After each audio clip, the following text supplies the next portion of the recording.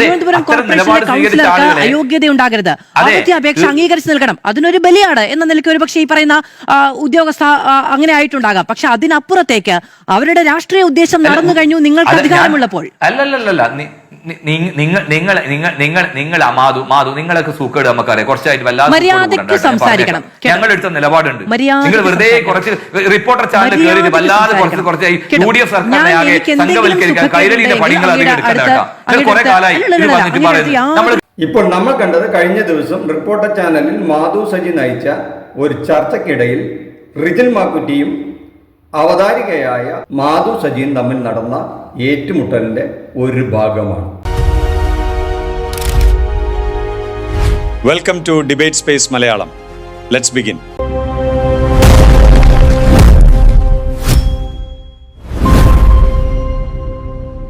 ചർച്ചയുടെ കുറച്ച് ഭാഗങ്ങൾ കൂടെ നമുക്ക് കേട്ടിട്ട് ആ വിഷയത്തെപ്പറ്റി ചിലത് നമ്മുടെ പ്രേക്ഷകരുമായിട്ട് പങ്കുവെക്കാം. കുറച്ച് റിപ്പോർട്ടർ ചാനൽ കയറി വല്ലാതെ കുറച്ചായി UDF സർക്കാരിനെ ആകെ സംഘവൽക്കരിക്കാൻ കൈരളിയുടെ പണികൾ എടുക്കാൻ കുറെ കാലമായി നമ്മൾ കേൾക്കുന്നുണ്ട്. നിങ്ങൾക്ക് മാത്രം അജണ്ട വെച്ചിട്ട് UDF സർക്കാരിനെ സംഘവൽക്കരിക്കാനുള്ള നിലപാട് അതൊക്കെ റിപ്പോർട്ടർ ചാനൽ പറഞ്ഞാൽ മതി. അധികം വർത്താനം പറയണ്ട.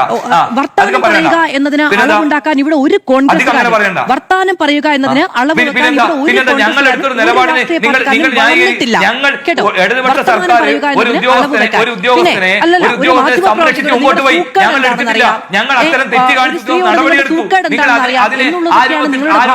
സംസ്കാരവും രാഷ്ട്രീയവുമെങ്കിൽ നിങ്ങൾ അത് വെച്ചു. അത് ഞങ്ങൾക്ക് അറിയാം. ഞങ്ങൾ അറിഞ്ഞുകൊണ്ട് തന്നെയാണ് വന്നിട്ടുള്ളത്. ഞങ്ങൾക്ക് അറിഞ്ഞുകൊണ്ട് തന്നെയാണ് വന്നിട്ടുള്ളത്. കേൾക്കട്ടെ, അതെ അതെ. ഞാൻ എന്റെ ഒരു സുഖക്കേടും പറയാൻ അങ്ങയുടെയോ അങ്ങയുടെ പാർട്ടിയുടെ അടുത്തേക്ക് വന്നിട്ടില്ല. പിന്നെ എന്റെ സുഖക്കേട് എന്താണെന്ന് അങ്ങേക്ക് എങ്ങനെയാണ് അറിയുക? ഞാൻ മുൻപോ ശേഷമോ റിജിൽ മാക്കുറ്റി എനിക്ക് ഇങ്ങനെ സുഖക്കേടുണ്ടെന്ന് നിങ്ങൾക്ക് ഈ ബഹളത്തിനിടയിൽ എന്താണ് ചർച്ച ചെയ്യപ്പെടുന്നത് എന്ന് നമ്മുടെ പ്രേക്ഷകർക്ക് മനസ്സിലായോ എന്ന് എനിക്കറിയില്ല. പക്ഷേ അവർ ചർച്ച ചെയ്യുന്നത് ഈ സർക്കാർ, ഈ സതീശൻ സർക്കാർ, UDF സർക്കാർ അധികാരത്തിൽ വന്നിട്ട് ഏതാണ്ട് 75 ദിവസത്തോളമായിട്ടുള്ളൂ. അതിനിടയിൽ തന്നെ ഏതാണ്ട് ഒരു 10, 12, 13 തീരുമാനങ്ങൾ ഈ BJPക്ക് അനുകൂലമായി അല്ലെങ്കിൽ സംഘപരിവാറിന് അനുകൂലമായിട്ടുള്ള അവരുടെ പരിപാടികൾ ഈ സർക്കാർ ചെയ്തു കൊടുത്തു എന്നൊരാരോപണം ഉണ്ടല്ലോ എന്നൊരു ചോദ്യത്തിനാണ് നമ്മുടെ കോൺഗ്രസ് പ്രതിനിധിയായ റിജിൽ മാക്കുറ്റി ഈ മാധുവിനോട് താങ്കളുടെ സൂക്കേട് എനിക്ക് മനസ്സിലായി എന്ന് പറഞ്ഞ് അത് പ്രകോപനമുണ്ടാക്കി സംസാരിക്കുകയും റിജിൽ മാക്കുറ്റി പൊട്ടിത്തെറിക്കുന്നത്. അപ്പോൾ ആ വിഷയം നമ്മുടെ പ്രേക്ഷകരാണ് തീരുമാനിക്കേണ്ടത്. സർക്കാർ വന്ന് 10-75 ദിവസമായിട്ടുള്ളൂ. കുറേ സംഭവങ്ങളുണ്ടായി. കഴിഞ്ഞ ഇടതുപക്ഷ സർക്കാരിനെതിരെയുള്ള വലിയ ആരോപണം അവർ BJPക്ക് വേണ്ടി പണിയെടുക്കുന്നു എന്നാണ്. അതിനുവേണ്ടി അവർ ഉന്നയിച്ച പ്രധാന ആരോപണം തന്നെ പോലീസ് ഉദ്യോഗസ്ഥനായ അജിത് കുമാറിന് രഹസ്യമായി RSS നേതാക്കളെ കണ്ടുവെന്നും അതിനുവേണ്ടിയുള്ള ഒത്താശ ചെയ്തു കൊടുത്തെന്നും അതൊരു വലിയ ഡീലിൻ്റെ ഭാഗമായിരുന്നു എന്നൊക്കെയാണ് അന്ന് ആരോപണമായി ഉന്നയിച്ചിരുന്നത്. പിന്നെ അവസാനമായി PM-ശ്രീ നടപ്പിലാക്കാൻ രഹസ്യമായി കരാർ ഒപ്പിട്ടു എന്നുള്ളൊരു ആരോപണവും ഇടതുപക്ഷത്തിനെതിരെ അന്ന് UDF ഉന്നയിച്ചതാണ്. അതാണ് ഇവിടെ കേരളത്തിലെ പ്രത്യേകിച്ചും ഈ ന്യൂനപക്ഷങ്ങളെ ഒറ്റക്കെട്ടായി ഇടതുപക്ഷത്തിനെതിരാക്കുകയും UDFന് വൻ ഭൂരിപക്ഷം ഉണ്ടാക്കുകയും ചെയ്തത്. അങ്ങനെയാണ് UDF അധികാരത്തിലെത്തുന്നത്. കാരണം കേരളത്തിൻ്റെ മനസ്സിപ്പോഴും ഒരു മതേതര മനസ്സാണ്. അപ്പോൾ BJPയുമായോ ഹിന്ദുത്വ രാഷ്ട്രീയ പാർട്ടികളുമായി ഏതെങ്കിലും തരത്തിലുള്ള ഒരു ഒത്തുതീർപ്പിന് തയ്യാറാകുന്ന ഒരു രാഷ്ട്രീയ കക്ഷിക്കും കേരള രാഷ്ട്രീയത്തിൽ സ്ഥാനമില്ല എന്നാണത്രേ കേരളത്തിൻ്റെ ഒരു രാഷ്ട്രീയ മനസ്സ്. അങ്ങനെയുള്ള ജനതയാണത്രേ UDFനെ ഇങ്ങനെ 102 എന്നൊരു സംഖ്യ നൽകി അധികാരത്തിലെത്തിച്ചത്. കാരണം ഇടതുപക്ഷത്തിൻ്റെ ഈ BJPയുമായിട്ടുള്ള ഡീല് തന്നെയായിരുന്നു. ആദ്യഘട്ടത്തിൽ തന്നെ തെരഞ്ഞെടുപ്പ് പ്രചരണ കാലഘട്ടത്തിൽ തന്നെ UDFൻ്റെ ആദ്യത്തെ അമ്പ് ചെയ്തത് പാലക്കാട് BJPയും CPM-ഉം തമ്മിൽ ഡീൽ എന്നാണ്. അവിടെ നിന്ന് അങ്ങോട്ടാണ് രാഷ്ട്രീയ തെരഞ്ഞെടുപ്പ് രംഗം മുഴുവൻ ഈ വിഷയം ചർച്ച ചെയ്യുകയും കേരളത്തിൽ ഒരു വലിയ തോതിലുള്ള ന്യൂനപക്ഷ ഏകീകരണം നടക്കുകയും അതിനു പുറമെ CPM-ലുണ്ടായ ആഭ്യന്തര ചില കലഹങ്ങൾ മൂലം അവരിൽ ചില വിള്ളലുകൾ വരികയും അങ്ങനെ അതിദയനീയമായി LDF പരാജയപ്പെടുകയും ചെയ്തു. അവർക്ക് വലിയൊരു സ്കോപ്പായിരുന്നു മൂന്നാമതും പിണറായി വിജയൻ സർക്കാർ വരും. കാരണം ഒരുപാട് വികസന പ്രവർത്തനങ്ങൾ നടത്തുകയും ജനക്ഷേമ പരിപാടികൾ 10 വർഷമായി നടത്തുകയും ചെയ്ത ഒരു സർക്കാരിനെ ഒരു വിധത്തിലും ജനങ്ങൾ കൈയൊഴിയുകയില്ല എന്നായിരുന്നു അവരുടെ ധാരണ. പക്ഷെ അതിനെല്ലാം വിപരീതമായ ഒരു ഫലമാണ് തെരഞ്ഞെടുപ്പിൽ വന്നത്. അതിൻ്റെ ഒരു പ്രധാന കാരണം ഈ സംഘപരിവാർ നയങ്ങളോട് ഇടതുപക്ഷം കാണിച്ച കോംപ്രമൈസ് ആണെന്നാണ് ഒരു വിലയിരുത്തൽ. എന്നാൽ അതിന് പകരമായി വന്ന എന്ത് വെച്ചാൽ ഒരു വിധത്തിലും മതേതരത്വത്തിന് കളങ്കം ചാർത്തുന്ന ഒന്നും തന്നെ ഞങ്ങൾ ചെയ്യുകയില്ല എന്ന് പറഞ്ഞ് അധികാരമേറ്റ നാൾ മുതൽ അന്ന് തന്നെ ഈ വന്ദേ ഭാരതം ആലപിച്ച ഇഷ്യൂ ആ സത്യപ്രതിജ്ഞാ ചടങ്ങ് തുടങ്ങിയ നാൾ തൊട്ട് ഓരോന്നായി യൂണിവേഴ്സിറ്റി വൈസ് ചാൻസലർമാരുടെ നിയമനം, ചീഫ് സെക്രട്ടറിയുടെ നിയമനം, തെരഞ്ഞെടുപ്പ് കമ്മീഷണറുടെ നിയമനം, പിന്നീട് സിൻഡിക്കേറ്റ് മെമ്പേഴ്സിൻ്റെ നിയമനം, അങ്ങനെ തുടങ്ങി ഒരുപാട് വിഷയങ്ങൾ തുടങ്ങി.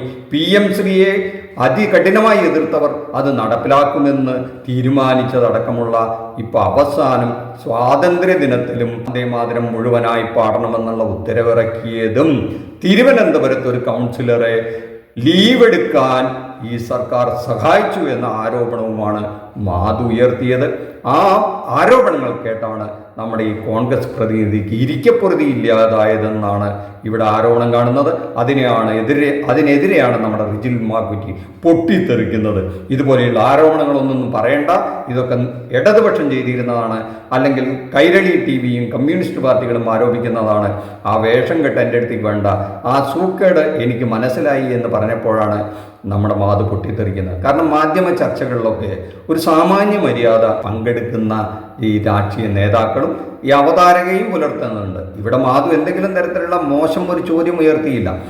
ഇന്ന് കേരള രാഷ്ട്രീയത്തിൽ ഉയർന്നു വരുന്ന ഒരു ആരോപണത്തെ പറ്റി താങ്കളുടെ പാർട്ടിയുടെ നിലപാടെന്താണെന്നാണ് ചോദിച്ചത്. പക്ഷെ അതിനെതിരെ ഒരു മര്യാദയില്ലാതെ, പ്രത്യേകിച്ചും ഒരു സ്ത്രീ അവതാരകയോട് താങ്കളുടെ സൂക്കേട് എനിക്ക് മനസ്സിലായി എന്നൊക്കെ പറയുന്നത് നാടൻ ഭാഷയിലൊക്കെ പറഞ്ഞു കൊള്ളാമെങ്കിലും ഒരു സാമാന്യം പൊതുജനം വീക്ഷിക്കുന്ന ഒരു പൊതുപരിപാടിയുടെ ചർച്ചയിൽ പറയാമോ എന്ന് അവരുടെ നേതാക്കൾ ആലോചിക്കേണ്ടതില്ലേ എന്ന് ഒരു വിഭാഗം ചോദിക്കുന്നു.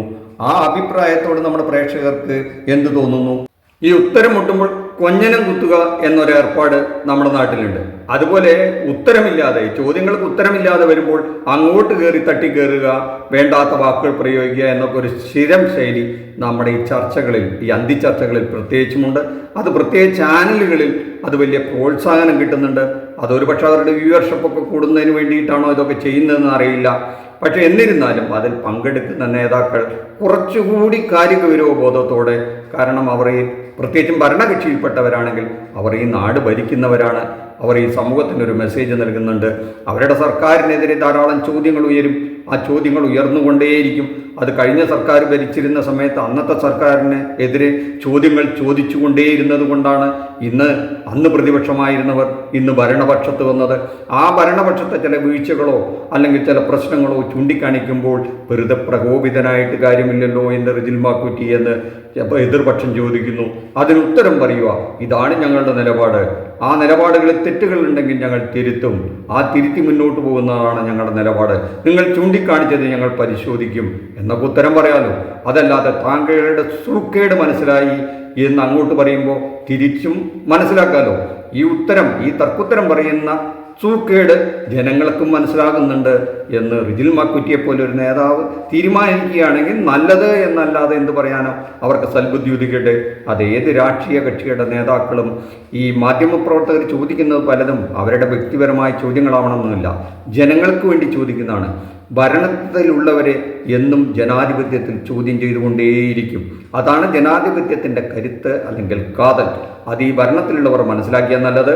ഭരണത്തിലേറി 75 ദിവസത്തിനുള്ളിൽ തന്നെ ഇത്രയേറെ ആരോപണങ്ങൾ ഏറ്റുവാങ്ങേണ്ട ഒരു സർക്കാർ എനിക്ക് തോന്നുന്നു കേരള ചരിത്രത്തിലുണ്ടാകാൻ സാധ്യതയില്ല.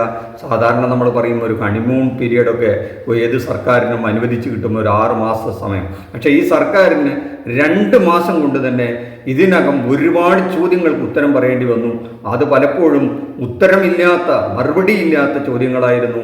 അപ്പോഴാണ് ഇവർ പ്രകോപിതരാകുകയും ഇത്തരത്തിൽ എന്താണ് സൂക്കേടെന്ന് മനസ്സിലായി എന്ന് പറയേണ്ടി വരുന്നതും. അത് നമ്മുടെ പ്രേക്ഷകർ മനസ്സിലാക്കട്ടെ. പ്രേക്ഷകരുടെ അഭിപ്രായങ്ങൾ അവർ കമൻറ്റ് ബോക്സിൽ കുറിക്കട്ടെ. നന്ദി, നമസ്കാരം. മറ്റൊരു വിഷയവുമായി മറ്റൊരു എപ്പിസോഡ് കാണുന്നവരെ താങ്ക് യു.